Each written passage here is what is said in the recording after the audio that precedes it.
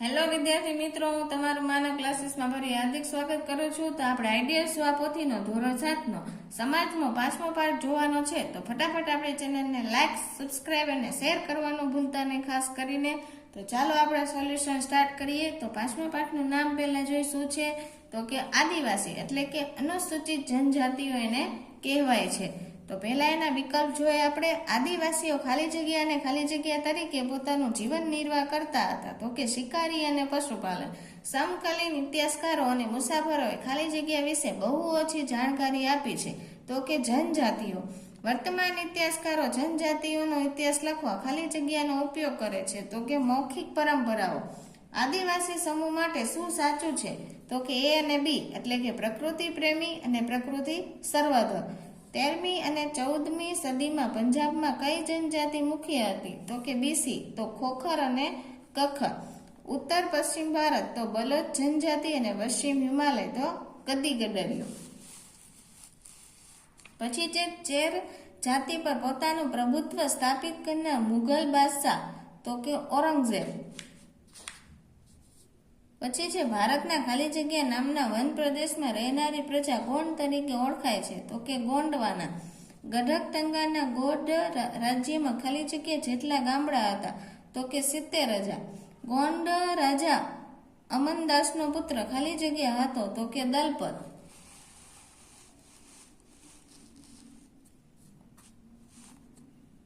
પછી છે ખાલી જગ્યાના નેતૃત્વ હેઠળની મુઘલ સેનાએ દુર્ગાવતીને હરાવી, તો કે આસિફ ખાન.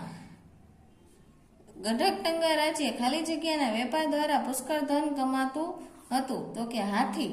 અહમ લોકોએ ખાલી જગ્યાની જૂની રાજકીય વ્યવસ્થાને બદલી એક નવા રાજ્યની સ્થાપના કરી, તો કે ભૂયા. ખાલી જગ્યા રાજ્ય બળજબરી પૂર્વકના શ્રમ પર આધારિત હતું, તો કે અહોમ. અહોમ લોકોએ ખાલી જગ્યાની ખેતીની નવીન પદ્ધતિઓ અમલમાં મૂકી, તો કે ચોખા.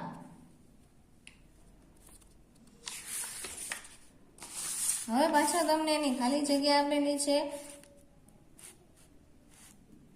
પેલી ખાલી જગ્યા તો ખાલી જગ્યા એટલે જૂના સમયથી અને ખાલી જગ્યા એટલે વસવાટ કરનાર, તો કે આદિ અને વાસી. જનજાતિના સભ્યો ખાલી જગ્યા પ્રથાથી એકબીજા સાથે જોડાયેલા હતા, તો કે કબીલા.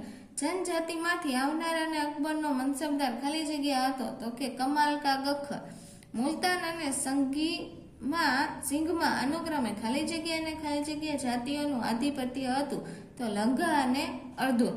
હાલના બિહાર અને ઝારખંડના કેટલાક વિસ્તારોમાં 12મી સદી સુધી ખાલી જગ્યા સરદારોનું આધિપત્ય હતું. જે ખાલી જગ્યા અને ખાલી જગ્યાના પહાડી વિસ્તારોમાં કોણી અને બેરા જનજાતિઓ રહેતી હતી, તો કે કર્ણાટક અને મહારાષ્ટ્ર.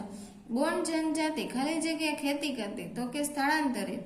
પતિનું મૃત્યુ થતા દુર્ગાવતીએ પોતાના પુત્ર ખાલી જગ્યાના નામની શાસન કરી, તો કે વીર નારાયણ.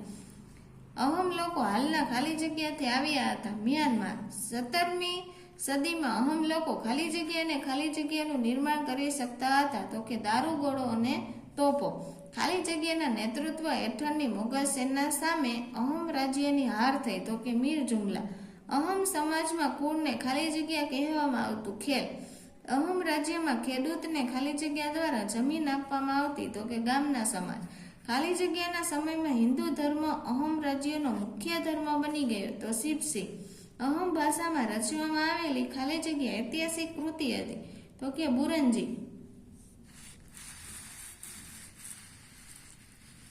હવે નીચે આપેલું છે ખરા ખોટા. તમે આમાંથી જોઈને લખી શકો છો.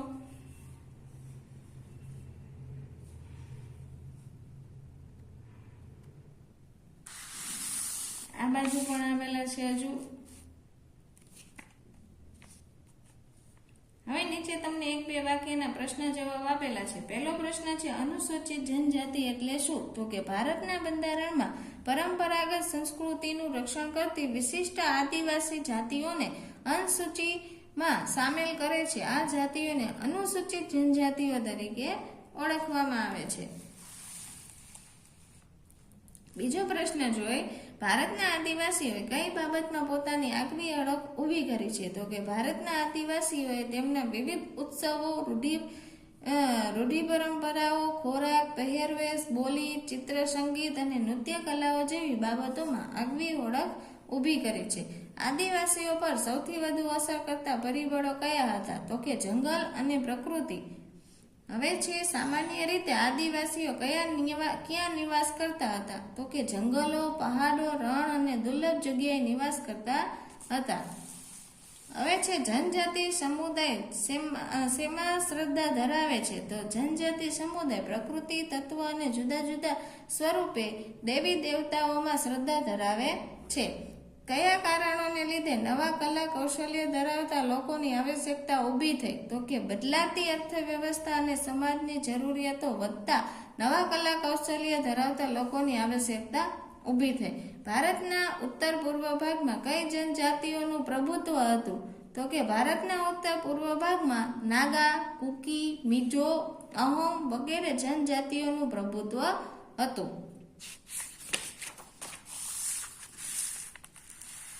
આઠમો પ્રશ્ન છે મુંડા અને સંથાલ જનજાતિના લોકો ક્યાં રહેતા? તો કે મુંડા અને સંથાલ જનજાતિના લોકો હાલના બિહાર, ઝારખંડ ઉપરાંત ઓડિશા અને બંગાળમાં રહેતા હતા.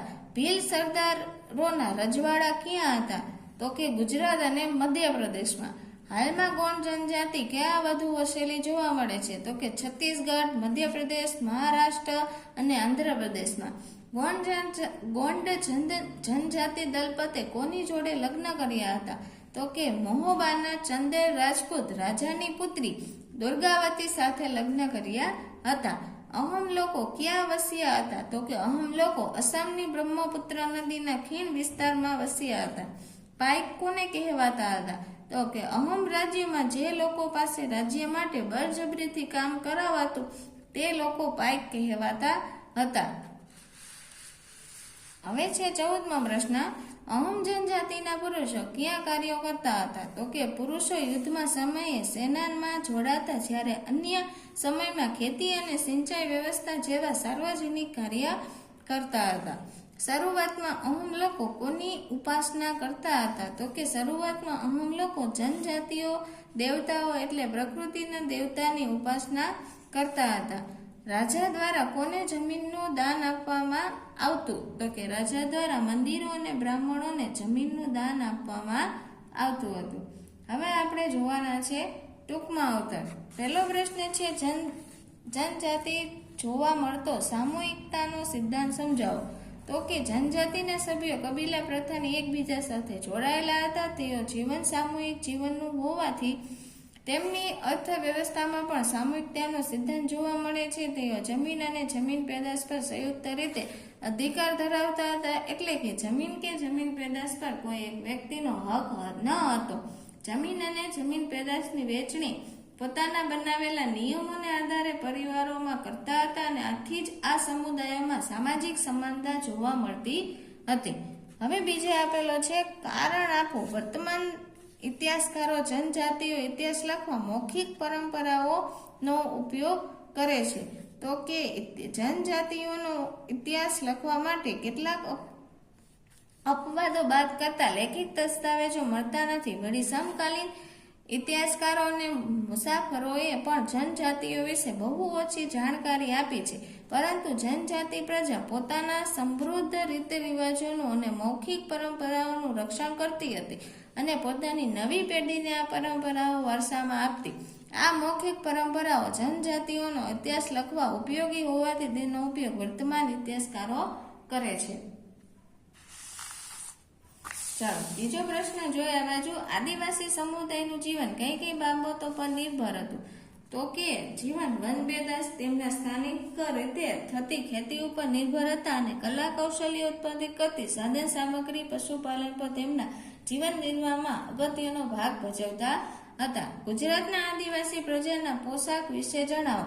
તો કે પુરુષો ધોતિયું, ખમીસ, થાળીઓ પહેરતા. પૂર્વ પટ્ટીના આદિવાસીઓ પુરુષો કાળી બંડી અને પોતળી, જ્યારે દક્ષિણ ગુજરાતના આદિવાસીઓ પુરુષો ધોતિયું કે લેંઘો પહેરણ પહેરતા. ત્યારે ગુજરાતમાં આદિવાસી મહિલાઓ ઝૂલડી પહેરે છે. જો કે વર્તમાન સમયમાં મોટા ભાગના આદિવાસી સમુદાય સામાન્ય સમાજ જેવા કે પહેરવેશ પહેરે છે, જ્યારે પરંપરાગત પોશાક તો માત્ર વિશિષ્ટ ઉત્સવો વખતે પહેરે છે. હવે છે આદિવાસી સમાજમાં આવેલ પરિવર્તન વિશે જણાવો. તો કે હાલના સમયમાં સરકારની વિવિધ યોજનાઓ શિક્ષણનો વ્યાપ તકનીકી વિકાસને કારણે આદિવાસી સમાજમાં પણ પરિવર્તન આવ્યું છે. આ સમાજના બાળકો હવે શિક્ષણની સુવિધા મેળવી સારું શિક્ષણ મેળવી રહ્યા છે. ઝૂંપડાના સ્થાને પાકા મકાનો બન્યા છે. લોકોમાં આધુનિક પહેરવેશની સાથે સામાજિક ચેતના પણ જોવા મળે છે. હવે છઠ્ઠું, આદિવાસી સમાજની ઓળખ મેળવવા તેમના ઉત્સવો કઈ રીતે ઉપયોગમાં આવી શકે છે. તો કે હાલના આદિવાસી સમાજના લોકો પોતાના ઉત્સવો વખતે પરંપરાગત પોશાક ધારણ કરે છે. વળી તેઓ ઉત્સવના સમયે પોતાના પરંપરાગત વાદ્યો વગાડે છે અને નૃત્ય કરે છે. આમ આ ઉત્સવોના આદિવાસી સંસ્કૃતિના દર્શન સ્પષ્ટપણે થતા હોય છે. આમ આ ઉત્સવોમાંથી આદિવાસી સમાજની સંસ્કૃતિ પરંપરાનો ખ્યાલ મેળવી શકાતો હોવાથી આ ઉત્સવો આદિવાસી સમાજની ઓળખ મેળવવા ઉપયોગ કરે છે. હવે છે ભીલ વિશે નોંધ લખો. ભારતની મુખ્ય જનજાતિઓમાં ભીલ ગણના પાત્ર હતા. તેઓ પશ્ચિમ અને મધ્ય ભારતમાં ફેલાયેલા હતા. ગુજરાત અને મધ્યપ્રદેશ રાજ્યમાં ભીલ સરદારોના રજવાડા હતા. 16મી સદીના અંત સુધીમાં જનજાતિના ઘણા લોકો ખેડૂત અને જમીનદાર તરીકે સ્થાયી થયા હતા. ત્યારે કેટલાક ભીલ કુળ શિકાર અને અન્ન સંગ્રહ જેવી પ્રવૃત્તિઓ સાથે જોડાયેલા રહ્યા હતા. 8મો પ્રશ્ન છે ગોંડ રાજ્યોની રાજ્ય વ્યવસ્થા વિશે ટૂંકમાં જણાવો. તો કે ગોંડ રાજ્યોની રાજ્ય વ્યવસ્થા કેન્દ્રીકૃત હતી. રાજ્ય ગઢમાં વહેંચાયેલા હતા. દરેક ગઢ પર એક ખાસ કોડ કુળ આધિપત્ય અને દરેક ગઢ 84 ગામોમાં એક એકમમાં વહેંચાયેલો હતો જે 84 તરીકે ઓળખાતો. તરીકે 84 12 ગામમાં એક પેટા એકમ 12 ગોતોમાં વહેંચવામાં આવે છે. 9મો પ્રશ્ન છે અહોમ રાજ્ય કેવી રીતે વિશાળ રાજ્યમાં ફેરવાયું. તો કે અહોમ લોકો હાલના મ્યાનમારથી આવી અસમની બ્રહ્મપુત્ર નદીના ખીણ વિસ્તારમાં વસ્યા. તેમણે ભૂયા એટલે કે ભૂસ્વામી જમીનદારની જૂની રાજકીય વ્યવસ્થાને બદલી એક નવા રાજ્યની સ્થાપના કરી. 16મી સદીમાં ચૂંટીઓ અને કોચ હાજો રાજ્યોને પોતાના રાજ્યમાં ભેળવીને તેમજ આસપાસની જનજાતિઓને જીતીને વિશાળ અહોમ રાજ્યની સ્થાપના કરવામાં આવી હતી. હવે છે અહોમ સમાજ સુસંસ્કૃત સમાજ હતો. આવું શાના આધારે કહી શકાય. તો કે અહોમ સમાજમાં કવિઓ અને વિદ્વાનોને જમીન દાનમાં આપવામાં આવતી હતી. નાટ્ય પ્રવૃત્તિને પ્રોત્સાહન આપવામાં આવતું હતું. સંસ્કૃતિની અગત્યની સાહિત્યની કૃતિઓને સ્થાનિક ભાષામાં અનુવાદ કરવામાં આવ્યો હતો. બુરંજી નામની ઐતિહાસિક કૃતિને અહોમ ભાષામાં અને પછી આસામી ભાષામાં લખવામાં આવી હતી. આ બધી માહિતીને આધારે કહી શકાય કે અહોમ સમાજ સુસંસ્કૃત સમાજ હતો. હવે છે કારણ આપો. જનજાતિઓના રાજ્યો અને અન્ય સામ્રાજ્યો વચ્ચે સંઘર્ષ થતા. તો કે જનજાતિઓ સમયાંતરે સુસંગઠિત વહીવટી વ્યવસ્થા ધરાવતા મોટા શક્તિશાળી રાજ્યોની સ્થાપના કરી છે. તે સમયે વર્ણ આધારિત સમાજ રચના ધરાવતા અન્ય મોટા સામ્રાજ્યો પણ અસ્તિત્વમાં હતા. આમ જનજાતિઓના રાજ્યો કરતા મોટા સામ્રાજ્યો સાથે એકબીજા પર વર્ચસ્વ સ્થાપવા સંઘર્ષ થતા. ચાલો આ બાજુ તમને મુદ્દાસર પ્રશ્ન આપેલા છે જે છે ડાંગમાં યોજતા મેળાનું નામ ડાંગ દરબાર શા માટે રાખવામાં આવે તે પણ પરીક્ષામાં વધુ વખત પૂછાય છે. પછી છે ગોંડ રાજ્યનો અંત કેમ થયો. જે આપણે ગોંડ રાજ્યના પ્રશ્ન જોયા તે રીતે આવશે બધુંમાં. અહોમ કુળના વિભાજિત કેવી રીતે થયા હતા. પછી ગોંડ લોકો ઇતિહાસમાં અહોમ લોકોની કેવી રીતે અલગ હતો. હવે નીચે તમને જોડકું આપેલું છે. ચલો તે પણ તમે એમાંથી જોઈને કરી શકો છો. તો આ વિડીયોને આપણે અહીંયા વિરામ આપશો તો ફટાફટ આપણી ચેનલને વધુ વખત શેર કરો અને તમે પણ લાઈક એન્ડ સબસ્ક્રાઈબ કરવાનું ભૂલતા નહીં.